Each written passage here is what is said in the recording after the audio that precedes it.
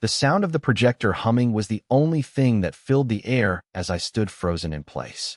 I don't know how long I stood there, 10 seconds, maybe longer, but in that moment, my whole world flipped upside down. The screen in front of me flickered, displaying one clear image after another, each one cutting deeper into my gut. I couldn't move, couldn't think. It was like someone had pressed pause on everything, and I was left suspended in this awful limbo. The room was full of people, her family, my friends, some distant cousins, and a few people I barely recognized. But they were all here, gathered for a reason I had thought was innocent enough. A simple dinner before the wedding, just a few days away. A chance for everyone to relax, share stories, laugh, and enjoy the last few days of calm before the chaos of the wedding.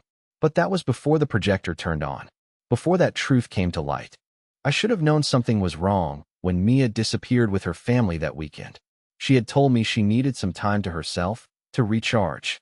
It sounded harmless enough, but a small part of me felt uneasy. I didn't press it. I trusted her. Trust.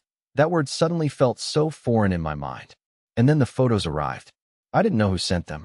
All I knew was that they were on my phone when I woke up Monday morning. A collection of images, grainy, like they had been taken from a distance, like someone had been watching. Mia, laughing, her head resting on another man's shoulder, holding hands. The images didn't make sense. They couldn't make sense.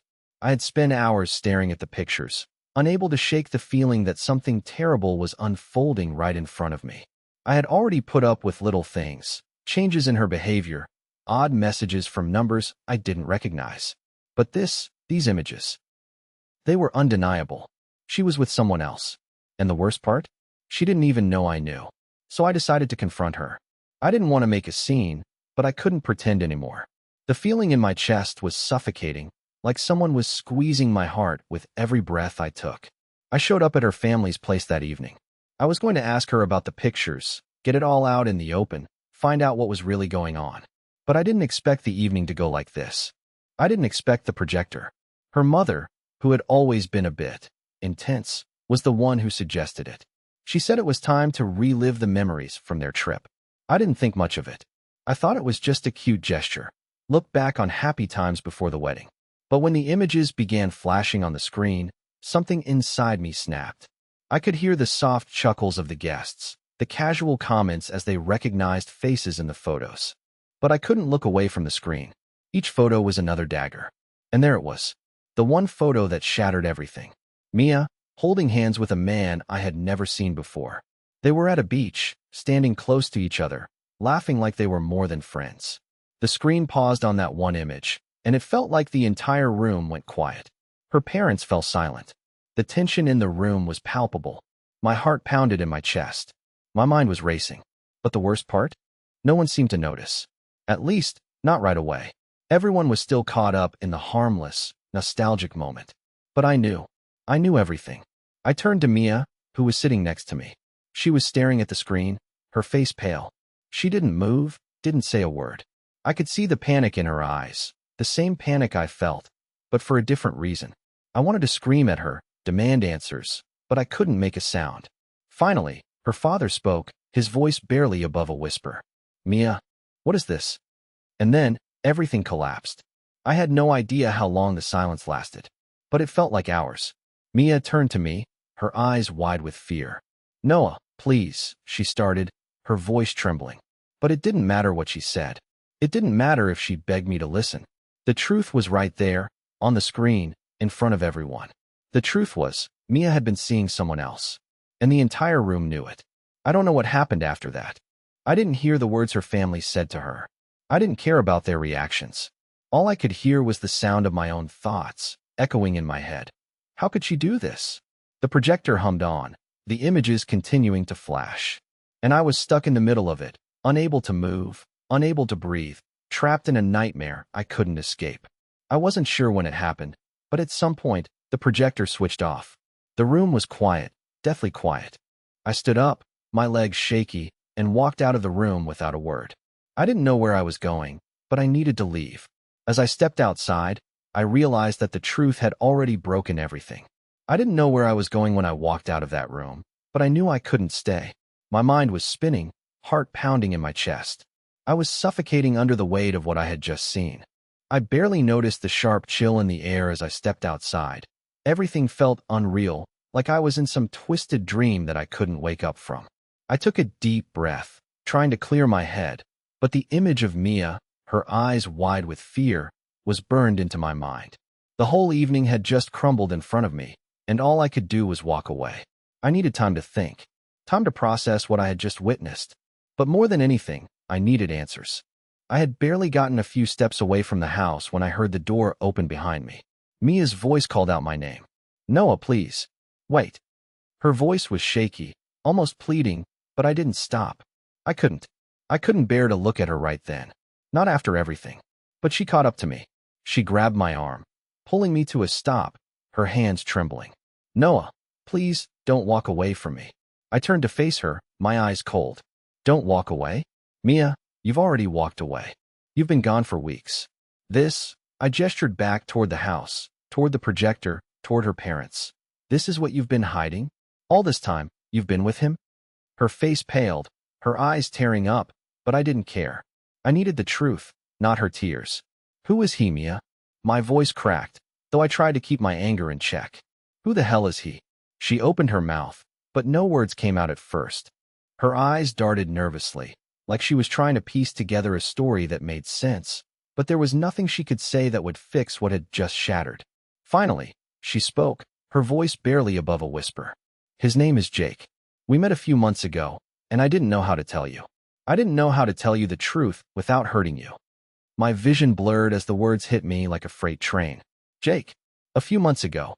That's when everything started to make sense. The late nights, the sudden secrecy, the distance.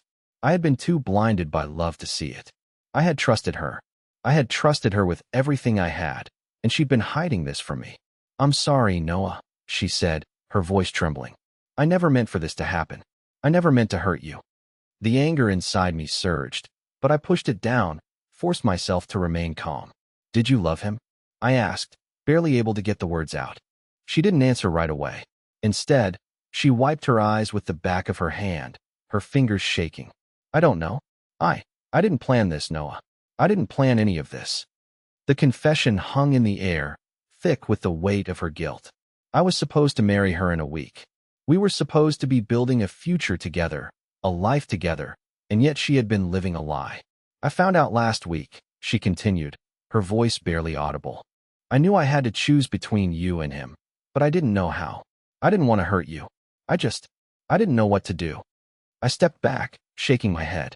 "You didn't know what to do? You're telling me you didn't know how to tell me the truth, but you could lie to me every day for months? You could look me in the eye and pretend everything was fine, knowing what you were doing behind my back?"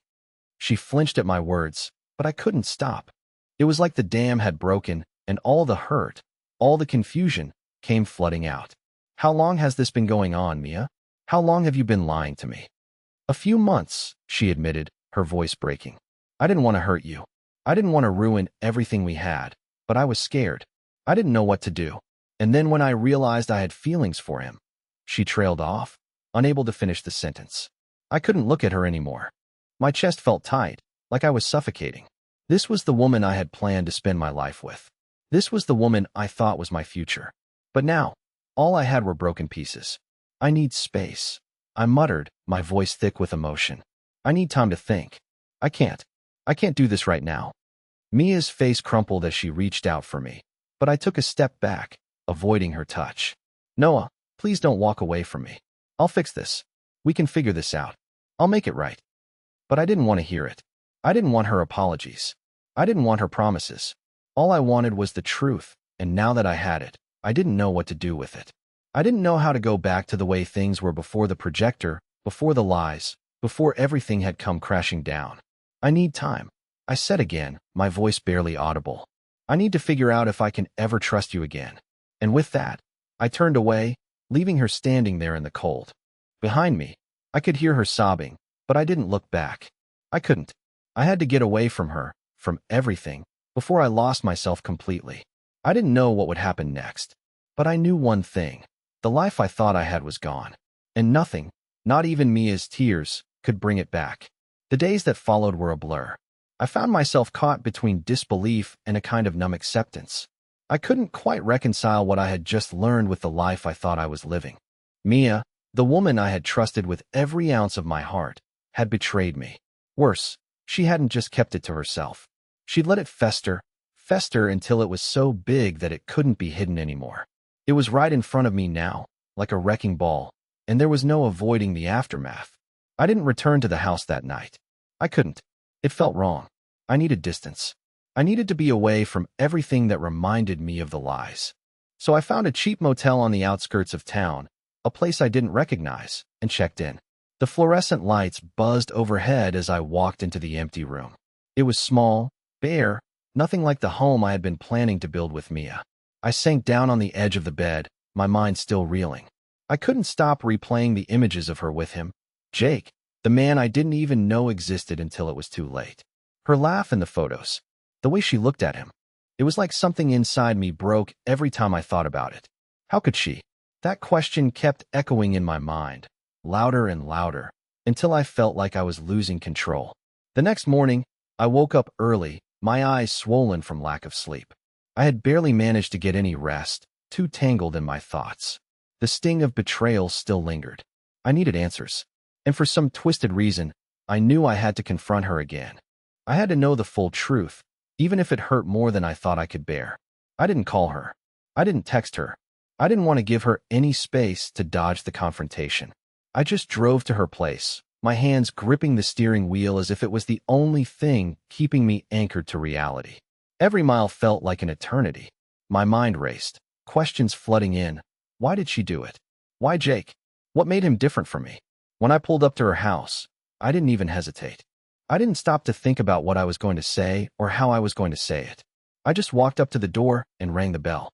I could feel my heart beating in my throat, the weight of everything pressing down on me, but I didn't care anymore. I was done being polite. I was done being the understanding boyfriend. I was done being the guy who let things slide because he thought love could fix everything. The door opened slowly, and there she was, Mia. Her eyes were red, swollen, like she hadn't slept either. She looked fragile, like someone who had already fallen apart and was too scared to admit it. I couldn't look at her for long. I couldn't even bring myself to say anything at first. There was too much that had happened, too much that had been unsaid, too much pain between us to even begin to address. "Please, Noah," she whispered, her voice barely audible. "Can we talk?" I nodded, stepping inside without waiting for an invitation. I couldn't leave this unresolved. Not after everything. She led me to the living room, and we both sat down across from each other. I could see how hard it was for her to face me, but it didn't matter. It didn't matter because she had chosen this. She had chosen him over me, and I needed to understand why. I looked at her, my eyes cold, and she flinched. "Mia, tell me everything. No more secrets. No more lies. I deserve that much." She hesitated for a moment, glancing down at her hands before meeting my gaze. "I don't know where to begin," she started, her voice shaking. "It wasn't something I planned. It just happened. I was confused, Noah. I was confused about everything. About us, about my life, about what I wanted." I leaned forward, the anger bubbling up again. "You think that's enough? That's your explanation? You were confused?" My voice cracked on the last word, and I could feel the tears threatening to break free. But I wouldn't let them. Not yet. "Mia, we were supposed to get married in a week. We were supposed to build a life together. And you went off with him. With Jake.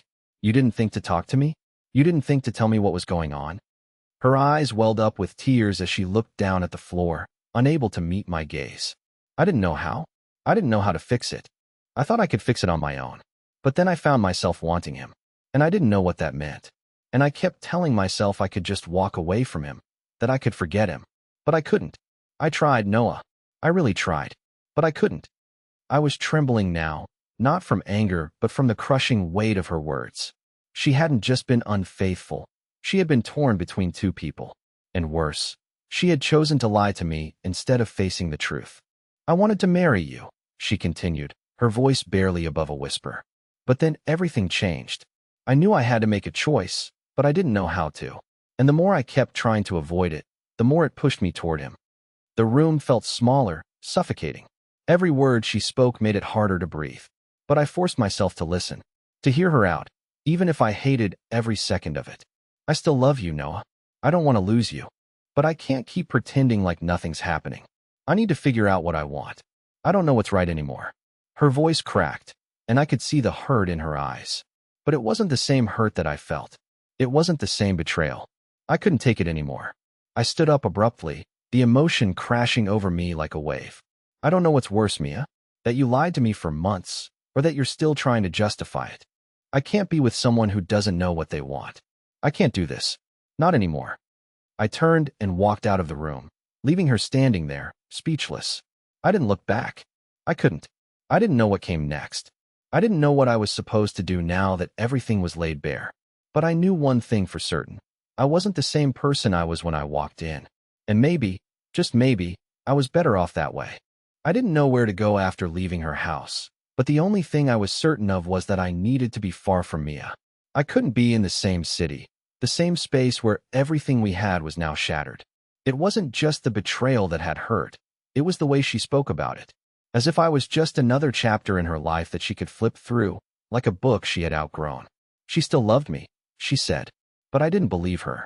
Not anymore. How could I? How could I trust anything she said when everything she had told me before felt like a lie? I drove aimlessly, the engine of my car humming softly in the background as I let the miles stretch out in front of me. I passed familiar landmarks. The gas station we always stopped at on our road trips. The coffee shop where we'd spent hours talking about our future. Places that used to be filled with memories. Now, they only filled me with emptiness. I didn't want to go home. The apartment we shared was a constant reminder of everything that had fallen apart. The place where I had thought we were building a life together, only to realize it had all been an illusion. I stopped at a park, parked the car, and just sat there for hours. The sun began to set, painting the sky with streaks of orange and purple, but I didn't feel any of it. I felt numb. My thoughts were a jumble of anger, confusion, and pain. I didn't even know what I wanted anymore. Did I want to fix things? Did I want to salvage the relationship we had? Or was it beyond repair? My phone buzzed in my pocket, and I looked down to see a message from Mia. Just one line. Please, Noah. Let's talk. I'm so sorry. I stared at it for a moment before quickly locking my phone and tossing it in the passenger seat. I couldn't do this anymore. I couldn't keep running back to her every time she reached out. Every time she said sorry, it only made me feel smaller. It only made me feel like I was begging for something that wasn't there. I stayed in the park until it got dark, not even noticing the time passing. It was only when I heard a knock on the window that I snapped out of my trance. I turned to see a stranger standing outside the car. He looked about my age, a little younger maybe, with dark, messy hair and a jacket that looked like he hadn't bothered to take it off even when it was too warm. He waved awkwardly at me through the glass. Hey, you okay? He asked, his voice genuine, like he was actually concerned. I blinked a few times, realizing that I'd been staring out the window like I was in a daze. I didn't answer right away.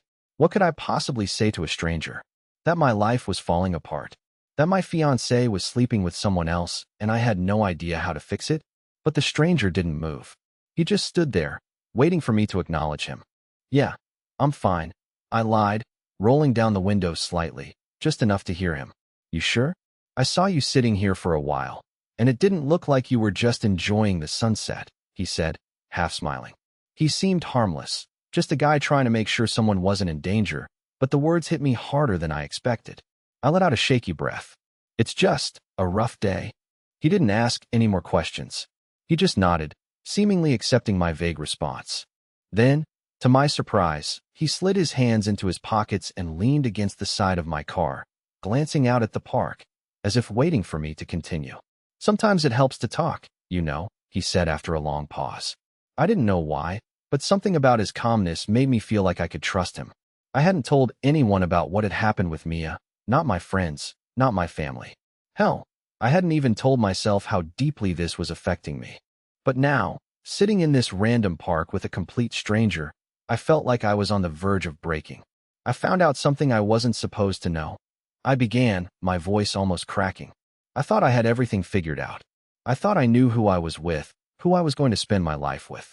But now, I just feel lost. The stranger didn't say anything. He just kept his eyes on me, his expression sympathetic but not pitying. He wasn't trying to fix me. He was just there, giving me the space to vent, to say the things I had been holding in. I found out she's been with someone else. I continued, my throat tightening. And I don't even know what's worse, the fact that she lied to me, or the fact that I'm sitting here, feeling like I'm not enough for her anymore. The words felt like poison coming out of my mouth. I hadn't let myself say them until now, and hearing them out loud made the pain real in a way I hadn't anticipated. I was choking on the reality of it. She told me she didn't know what she wanted, and that she was confused, but I don't know. I can't stop thinking that maybe I wasn't enough. Maybe she never really loved me the way I thought she did. The stranger shifted, and for a brief moment, I thought he was going to offer some kind of advice or make some reassuring comment.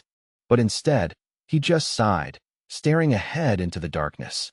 You'll figure it out, man. You just have to let yourself feel it, you know? The anger, the hurt. It's all part of it. But don't let it define you. Don't let her choices control how you see yourself. I nodded, appreciating the simplicity of his words. He didn't try to make everything better. He didn't offer me some cliché about how time heals all wounds. He just reminded me that I wasn't alone in my pain, and that maybe, just maybe, it was okay to feel broken for a while. I'm sorry, I said, my voice quiet. I didn't expect to unload all of this on you. The stranger smiled. Don't worry about it. It's better out than in. Just remember, you're not the sum of someone else's choices. You're still you, even when things fall apart. He turned and started walking away, leaving me there in the car, staring at the empty parking lot, the stars barely visible behind the city lights. I didn't know what the future held. I didn't know if I could ever forgive Mia, or if I even wanted to. But in that moment, for the first time in days, I didn't feel completely lost. I felt like maybe, just maybe, I could find my way back. I woke up the next morning to the sound of my phone buzzing relentlessly. At first, I didn't even open my eyes. I was still tangled in the remnants of a restless sleep, my mind clouded by thoughts of Mia, the betrayal, and the stranger's words. He had said I wasn't defined by her choices. But in that moment, I felt completely consumed by what had happened. I was still trying to make sense of it all, how I had gotten here, how everything I thought I knew about love and trust had just collapsed. I rolled over and grabbed my phone. There were messages from Mia, a string of texts that started late last night and continued into the early morning hours. I miss you, she wrote in one. Then, please, Noah, we need to talk. I can't lose you. And in another, you don't know the whole story. Each message hit me like a punch. I felt the temptation to respond, to tell her I was done, but something in me hesitated. She hadn't just broken my trust, she had crushed it, like stepping on glass. I had nothing left to give her, nothing left to say. But that feeling of loss, it was still there, gnawing at me. I couldn't shake it, even though I knew I should. I threw the phone aside and sat up in bed, running my hands through my hair. The apartment felt too quiet. I could still feel her presence, even though she wasn't here. I could smell the perfume she used to wear, hear the echo of her laughter, and feel the weight of the empty space where she used to stand. This wasn't just about the lies. This was about the life we had planned, the future we had talked about.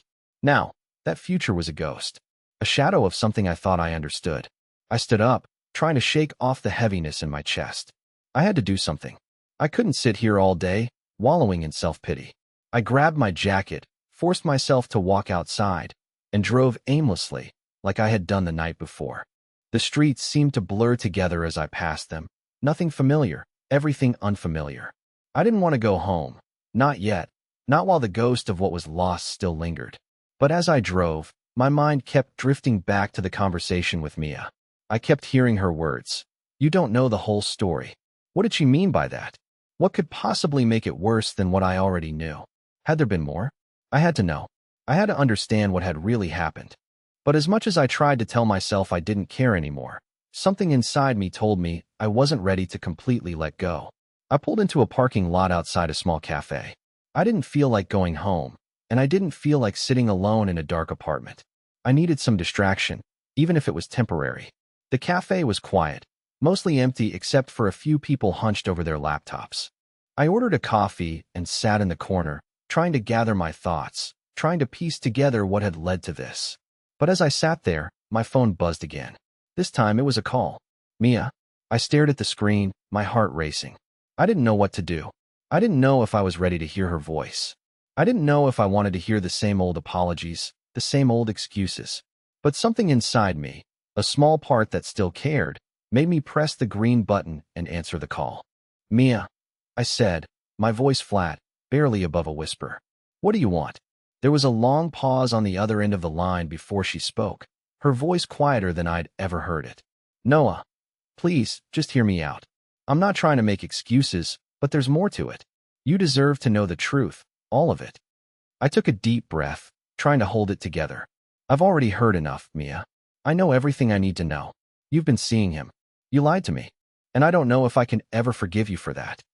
"I know," she whispered, her voice breaking. "And I'm sorry. But what I did, it wasn't just about Jake. It was about me too. I was lost, Noah. I didn't know who I was anymore, what I wanted. I didn't even know how to ask for help. And then Jake came into my life. And for a moment, I thought maybe he was the answer. But he wasn't. He never could be." I clenched my jaw, trying to hold back the tears that threatened to spill. "You don't get it, Mia. You don't get what you've done. It's not just about who you were with. It's about the fact that you didn't trust me enough to talk to me. We could have figured it out together. But you chose to lie. You chose him over me." I was scared, Noah. I didn't know how to tell you the truth. I didn't know how to face you knowing what I'd done. I thought if I just kept it hidden, maybe it would go away. But it didn't. It's only gotten worse. I felt the anger rising in me again, but I pushed it down. "So what now, Mia? You want me to just forgive you? Forget everything you've done?" "No," she said quickly, almost pleading. "I don't expect you to forgive me. I don't deserve that. But I need you to understand why I did what I did. I wasn't thinking. I was trying to figure out who I was, who I wanted to be, and in doing that, I lost myself. And I lost you. And I'll never be able to forgive myself for that." Her words stung, each one a reminder of the trust that had been shattered, of the future we would never have. I wanted to scream, to lash out, but I held it in. I had to. I didn't want to be the angry, bitter person I could feel myself becoming. "Why are you calling me, Mia?" I asked, my voice quieter now. "What do you expect me to say? I don't know how to move forward. I don't know if I can ever trust you again." There was a long pause before she answered, her voice barely audible. "I don't expect you to make any decisions now. I needed to say this. I needed you to know that I am truly sorry. I was lost, but I'm trying to find my way back. I don't want to lose you, Noah. I really don't." I exhaled slowly, rubbing my temples. "I don't know if you can come back from this, Mia. I don't know if I can." She didn't respond. The silence between us stretched for what felt like an eternity, neither of us knowing what to say next. Finally, I ended the call without another word. I couldn't do it. I couldn't keep talking in circles with her.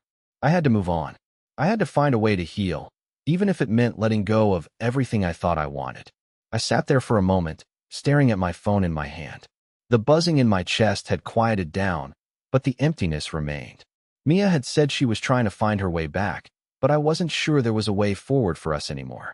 The next few days felt like I was walking through a fog, the kind that comes out of nowhere and envelopes everything in a thick, suffocating mist. Every time I tried to focus, to pick up the pieces of my life and move forward, the memory of Mia's voice, her apologies, her broken confessions, everything would come rushing back, like waves crashing over me. But no matter how much I tried, I couldn't find the shore. I couldn't escape the gnawing feeling that no matter how much I wanted to forgive her, something inside me had irrevocably shifted. Something had broken. I didn't go back to work right away. I couldn't bring myself to. My phone had been ringing constantly, a mix of messages from Mia, from friends asking if I was okay, and from family who knew something was wrong but didn't know what. I didn't know what to say to any of them. What could I say? The woman I had been preparing to marry had betrayed me in the worst way possible, and I wasn't even sure who I was anymore. The man I had been was still somewhere in there, but every conversation I had felt like I was talking to a stranger. By the third day of silence from Mia, I finally gave in. I couldn't keep avoiding her forever, and I knew it was time to face the truth, whatever that truth might be. I called her. I wasn't sure if it was the right decision, but I couldn't keep running away from the situation. My heart was still heavy, still filled with doubts, but I needed to confront this head-on. I dialed her number, my fingers trembling slightly as I pressed the call button. It rang a few times before she picked up. "Noah," she said softly, her voice breaking. "I didn't think you would call." I didn't say anything at first. I didn't know what to say. Part of me wanted to scream at her, to tell her how much she had hurt me, But instead, I stayed quiet, just listening to her breathe on the other end. "Are you okay?" she asked, almost as if she was afraid to hear the answer. "Am I okay?" I repeated the words, feeling a bitter laugh bubbling up. "You want to know if I'm okay, Mia? I know I don't deserve your forgiveness, but She cut herself off, the sound of her voice breaking. "I just need you to know how sorry I am. I can't take back what I did, but I'll spend the rest of my life making it right if you'll let me." I squeezed my eyes shut, pushing down the emotions that were threatening to overwhelm me. I wanted to hate her. I wanted to scream at her, to tell her that nothing she said would ever make up for the trust she had destroyed. But there was a part of me that still loved her, a part that wanted to believe that this wasn't the end, that we could somehow fix it. "You've had a few days to think about it, Mia," I said, my voice low. "But I don't know if I can forgive you. Not yet. Maybe not ever." "I understand," she whispered. "And I'm not asking you to forgive me right away. But please, Noah, don't shut me out. I want to show you I can change. I want to prove to you that I'm still the person you thought I was." I sat down on the edge of the bed, my mind racing. Part of me wanted to believe her. Maybe it was just the desire to have everything go back to the way it was, the life we had planned. But I couldn't ignore the voice in the back of my head, the one that kept telling me that some things couldn't be undone. That trust, once broken, couldn't just be fixed with words. "I don't know how to do this," I admitted, rubbing my temples. "I don't know if I can trust you again, Mia. I don't know if I can look at you the same way after everything." There was a long silence on the other end of the line, and for a moment, I thought she had hung up. But then she spoke, her voice small and fragile. "I understand, but I'm asking you to give me a chance. Just a chance. To prove I'm still the woman you fell in love with." I wanted to say no. I wanted to tell her that it was over, that I was done, that I couldn't keep living in this cycle of pain.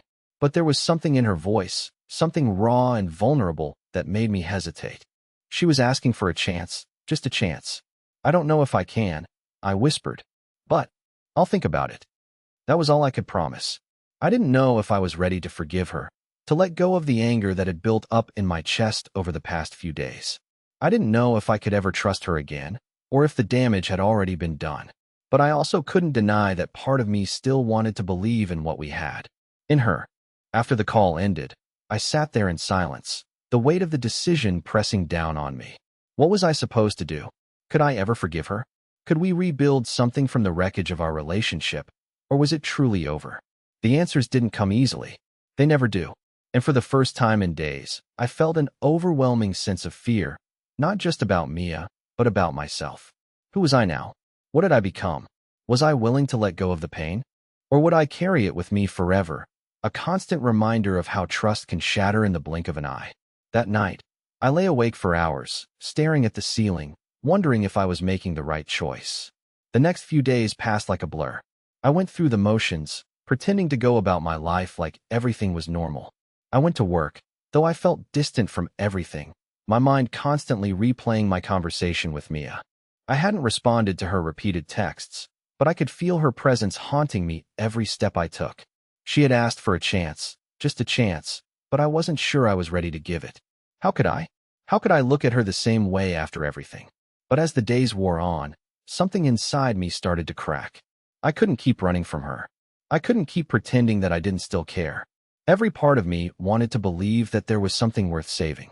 That maybe, just maybe, if we tried hard enough, we could repair what had been broken. But even as I thought that, the doubts crept in, whispering in the back of my mind. What if I was fooling myself? What if this was just a cycle of pain that would never end? I couldn't escape her. Every corner I turned, I felt the weight of her absence. The empty space in our apartment, the coffee cups left untouched, the silence where laughter used to be. It all felt like a ghost hovering over me. And no matter how many times I tried to bury it, I couldn't shake the thought that maybe this was all I was ever going to have. A version of her that no longer existed. A relationship that had been nothing more than an illusion. On the fourth day, I made a decision. It wasn't easy, and it certainly wasn't something I was ready for, but I had to see her again. I had to know what would happen if I finally gave her the chance she was asking for. Maybe it would make me feel better, maybe it would give me clarity, or maybe it would only make things worse. But I couldn't go on like this, stuck between the desire to move on and the pull of what we had. I called her that evening, my hands shaking as I dialed the number. I hadn't prepared myself for what I was about to say, but I knew I couldn't keep delaying the inevitable. She picked up on the first ring. Noah? Her voice was tentative, as if she didn't know if I was calling to end things once and for all, or if I was giving her a second chance. I cleared my throat, trying to steady myself. Mia, we need to talk. There was a long pause, and then she spoke, her voice soft. I've been waiting for this. I knew you'd come around. Please, I'm ready to talk. I'll do whatever it takes. I felt a wave of something, maybe hope, maybe fear, wash over me. The truth was, I didn't know what I wanted. I didn't know if I could forgive her, but I had to see her. I needed to look into her eyes and hear her words. I needed to understand where we stood, even if it meant facing the painful reality of what had happened. I'm coming over, I said, the words feeling strange as they left my mouth. But I need you to be honest with me, Mia. No more lies. No more excuses. I need to know everything. Everything, she echoed softly. I understand. I'll tell you everything. Just, please come. I hung up the phone and found myself standing there for a moment, staring at the screen in my hand. The decision had been made. Now, I had to face whatever truth Mia had been holding back. I grabbed my jacket and left the apartment, heading toward her place. The streets felt quieter tonight, the city muted in a way that seemed to mirror my thoughts. I had no idea what was waiting for me, but I couldn't ignore the nagging feeling that this was the point of no return. Whatever happened next, things would never be the same. When I arrived at her house, the lights were on inside. I stood there for a moment, looking up at the windows, wondering if I was doing the right thing. I wasn't sure what I was walking into, whether it was a final confrontation or the beginning of some long, painful road to forgiveness. But there was only one way to find out. I walked up to the door and knocked. A moment later, Mia opened it, her face pale but hopeful, her eyes red as though she had been crying for days. Noah, she whispered, her voice trembling as she stepped aside to let me in. Thank you for coming. I didn't say anything at first. I just walked past her into the living room, my mind still a swirl of conflicting emotions. It wasn't the reunion I had imagined. There were no tears of joy, no warm embrace, just a quiet tension between us, the air thick with everything left unsaid. I don't know where to start, she said, closing the door behind me. You can start by telling me the truth, I said, my voice rough with the weight of the question. What happened, Mia? What was going on with you? And with him? She nodded, her face crumpling as if she had been holding everything back for too long. I don't even know where to begin, she said, sitting down on the couch, her hands folded in her lap. Everything was falling apart before I even realized it. I was so caught up in this idea of what I thought we were supposed to be, I didn't stop to ask myself if that's what I really wanted. I didn't stop to think about what I needed. I took a seat across from her, my gaze steady but cautious. So that's why you cheated? Because you didn't know what you wanted? I didn't want to hurt you, she said, her voice barely a whisper. I never wanted to hurt you, but I was so lost. I didn't know how to talk to you about it, how to tell you that I was struggling with who I was. And then Jake came into my life, and I let him in. I let myself believe that maybe he was the answer to everything I was feeling. But the truth is, Noah, he wasn't. He was just a distraction. A distraction? I repeated, the bitterness creeping into my voice. And what? You thought that was okay? You thought lying to me, betraying me, was just some kind of distraction? Mia flinched, her eyes welling up again, but she didn't look away. I don't expect you to forgive me for that. I don't expect you to forget what I did. But I need you to know that I never meant for things to go this far. I was selfish. I was confused, and I hurt you in the process. I let her words settle in the space between us, the silence heavy with the weight of everything she had just admitted. Part of me wanted to yell, to lash out at her for everything that had been done, for every moment I had spent believing in something that wasn't real. But another part of me, the part that still loved her despite it all, knew that this conversation, this honesty, was the first step. The first step toward whatever came next, whether that meant forgiveness or moving on. Do you love him? I asked quietly, needing to know the truth. Her eyes filled with tears, and she shook her head slowly. No, I never loved him. Not the way I loved you. It was a mistake, Noah, and I hate myself for it. I exhaled sharply, feeling the tears I had been holding back for days begin to sting my eyes. Then why did you do it, Mia? Why didn't you come to me before everything got out of hand? She looked down at her hands, unable to meet my gaze. I was scared, she whispered. I was scared that if I told you the truth, you would leave me. I thought I could fix it on my own. But I was wrong. The truth hung in the air, raw and painful, like a wound that refused to heal. I didn't know where we were headed from here. Maybe there was still a chance for us. Maybe we could rebuild what had been broken. But deep down, I knew it wouldn't be easy. Trust wasn't something you could just fix with a few words, no matter how sincere they were. And right now, I wasn't sure if I could ever trust her again. The silence stretched between us, both of us caught in the aftermath of the confessions we had just shared.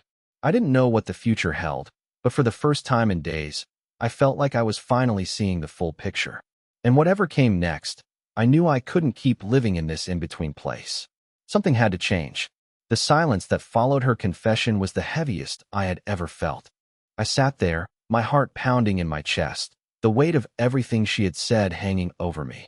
There was a part of me that wanted to run, to leave and never look back, to close the door on this chapter of my life and never reopen it. But then there was the other part, the part that had always believed in us, that had always believed in her. It was the part of me that still remembered the laughter, the late-night talks, the dreams we had shared. It was that part of me that told me maybe, just maybe, there was still hope. Mia sat there, her eyes red, her hands folded tightly in her lap, waiting for me to say something. Her words had been raw and honest, more than I had expected. I knew it wasn't going to be easy, that forgiveness wasn't something that could happen overnight, but I couldn't ignore the fact that she was sitting here, genuinely remorseful, asking for a chance. I'm not going to lie, Mia, I said, my voice shaky but steady. What you did hurt me more than I can put into words. I don't know if I can ever forget that, but I can't keep pretending that we're done. I'm still not sure what comes next, but I need to tell you something. I'm willing to try. I'm willing to take that first step, even if it's scary. But I need you to show me, to prove to me, that this is something worth fighting for. Her eyes widened in shock, then filled with relief. Noah, I swear to you, I will do whatever it takes. I know I've broken your trust, and I know it's going to take time. But I will spend every day working to prove to you that I'm worthy of that trust again. I nodded slowly. We can't just go back to how things were. I know that now. We need to rebuild, and that takes time.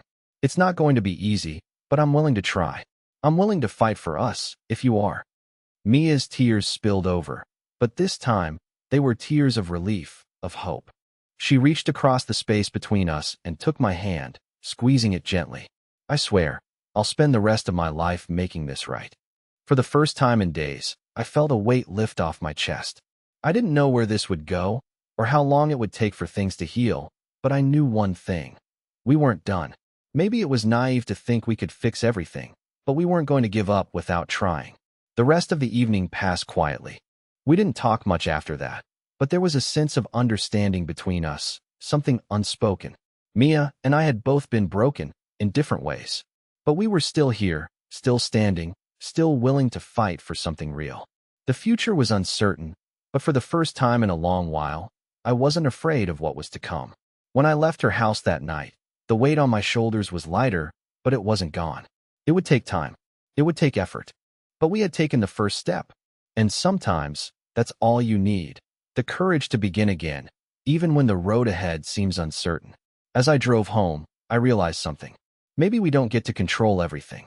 Maybe life throws curveballs that we can't prepare for, that tear us apart and leave us questioning everything we thought we knew. But the real test isn't what happens when everything falls apart. It's what happens when we decide to pick up the pieces, no matter how broken they are. And maybe, just maybe, there's still a way forward for us. Not in the way we had imagined, but in a new, more honest way. A way where trust is earned, not assumed. A way where love isn't perfect, but real. As I turned the corner and pulled into my apartment, I took a deep breath. The journey wasn't over, but for the first time in a long while, I had hope. And maybe that's all we need sometimes, to believe that a new beginning is possible, even after everything has fallen apart.